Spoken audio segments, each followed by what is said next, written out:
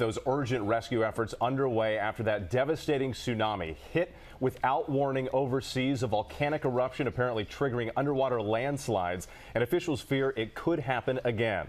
Here is what we know this morning. At least 373 dead, more than 1,400 people injured, and at least 128 people missing. And for rescue crews working around the clock, time is running out. ABC News senior foreign correspondent Ian Pannell is right there in Jakarta. Ian, good morning to you. Yeah, good morning, Dan. Heartbreaking images emerging from the devastation caused by yet another tsunami to strike Indonesia. While a frantic rescue operation is now underway here, there are warnings that the dangers still may not have passed. This morning, desperate search and rescue efforts continue on the destroyed coast of Sunda Strait as fears grow of yet another tsunami. The military and volunteers racing against the clock to find survivors, digging through the endless piles of debris for anyone trapped underneath. The grim sight of body bags now becoming all too common. A popular Indonesian band were performing on the beach when the tsunami suddenly crashed through the stage, taking band members and the crowd in its path and many of their lives. The tsunami destroying hundreds of buildings, hotels and homes after coming to shore. Cars and trucks thrown into buildings and on top of each other. And now its aftermath showing the devastation it left behind. These rooms where people were staying just completely destroyed. You can see the beds there, ruined. The National Disaster Management Agency confirming this morning that Indonesia's early warning system isn't set up to detect landslides and shockingly hasn't been working since 2012, meaning people had no time to escape.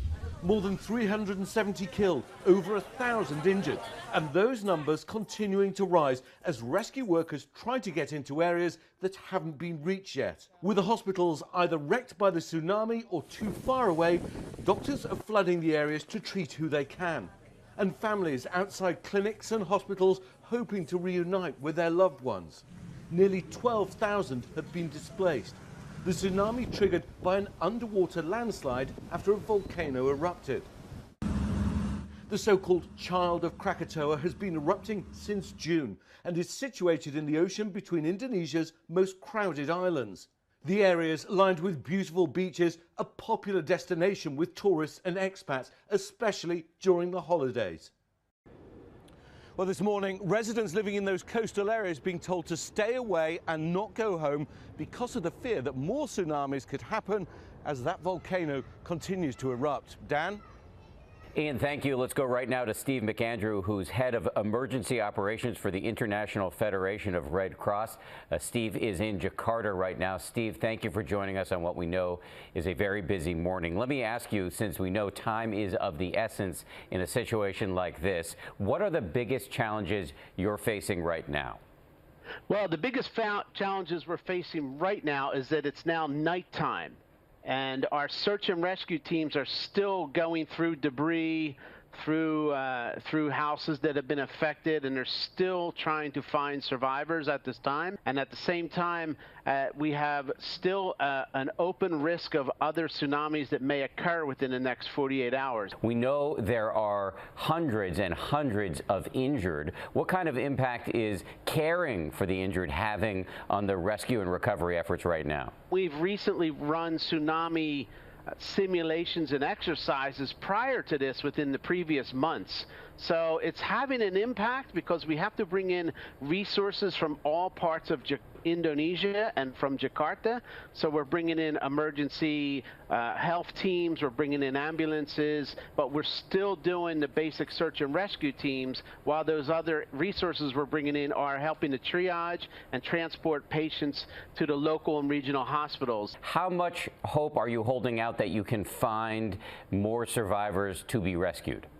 So we are holding out full hope. So we have seen, I personally have seen people that have been rescued in some of our Red Cross earthquake operations up to 11 days after the event. And can you give us a sense of the extent of the damage that your people are seeing on the ground? As in any coastal area, especially a tourist area, there's damage to hotels, There's damage to resorts. There's a lot of damage right along the coastline, and some of the coastal roads are affected and they're inaccessible.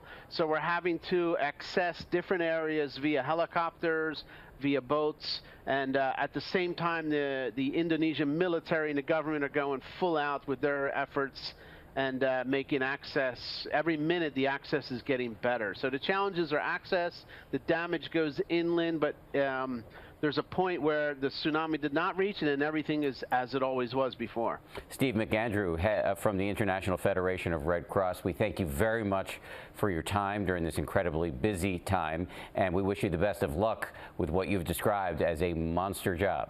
Thank you. Thanks for having me.